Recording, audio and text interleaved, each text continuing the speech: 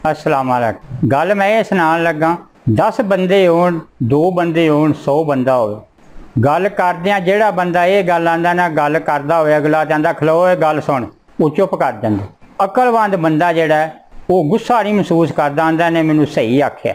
बेअकला जेड़ा बंदा वो गुस्सा करदा ते 6 महीने नहीं उहदे नाल बोलदा, आंदा यार की गल, आंदा उत्थे बंदियां च बैठियां ने मेरी बेइज्जती कीती।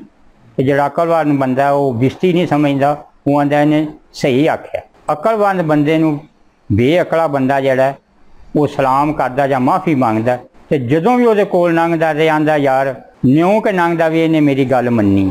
ते जेड़ा बेअकला बंदा वो आकड़ के लंघदा ने मेरे को माफ़ी मंगी सी, हुंदा बंदा ही है, पर जेड़ा अकलवंद बंदा ना ओहदी अकल वखरी है, तो इस गल महसूस करदा है यार इन्हें मेरे को माफ़ी मंगी।